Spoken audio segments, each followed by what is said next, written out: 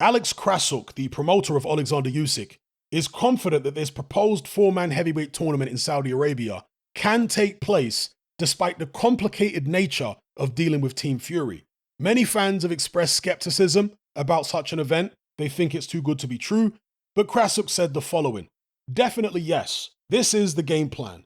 This is what we have in mind. We will probably fight him earlier, as in Tyson Fury, but we have to comply with the rules of the WBA.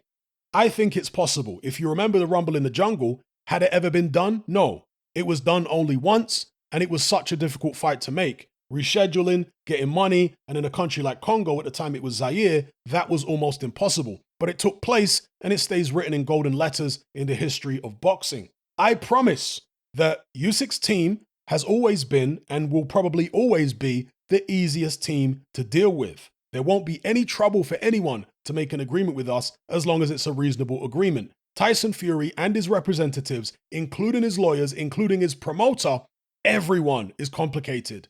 This is a big sin to not make it happen. This is disrespectful to the boxing fans. This is very arrogant.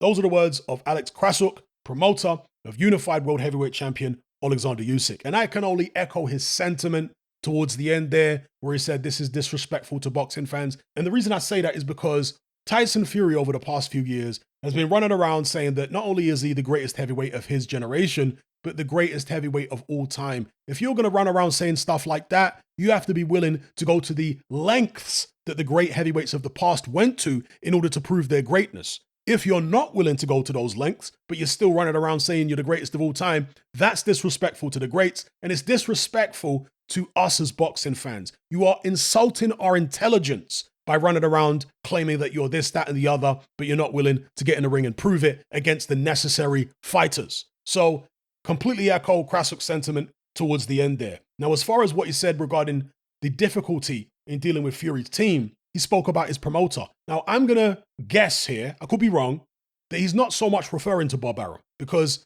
the likes of Krassyuk, Klimas, those people deal with Bob Arum all the time. I think they're more talking about Frank Warren because he seemed to have a greater role in the negotiations for the Usyk Fury fight than Bob Arum did. Arum had a role maybe earlier on, but as the negotiations progressed, it became more of a Frank Warren situation. And to be fair to Frank Warren, my perception of Frank Warren with regards to making fights is that he isn't particularly difficult to deal with. The problem is he's representing Tyson Fury, and Tyson Fury is difficult to deal with. His dad John is difficult to deal with. That's the issue, not necessarily Frank. But again, because he's representing Tyson, he then becomes like Tyson. He has to fulfill Tyson's wishes, right? But what Krassyuk said there regarding Team Usyk being easy to deal with, just look at Usyk's track record. I've said this in countless videos before. Look at all the world title fights he's been in, all the unifications he's been in. There's never been any issues. There's never been any ridiculously drawn out negotiations and finger pointing in terms of who's to blame for why the negotiations fall apart. No, none of that had happened in Alexander Usyk's long championship career up until he tried to make a fight with Tyson Fury. Fury, on the other hand, has done this kind of thing in the past. Anyone trying to point the finger at Usyk and saying he's to blame, really, I can't take him seriously at this point. And as far as whether this tournament can take place at all between, let's say you got Tyson Fury, Usyk, you got AJ versus Wilder in the undercard happening on the same night, I say why not? As long as they can get Tyson Fury on board, as long as they can show him a check that is too big for him to refuse, too big for him to turn down,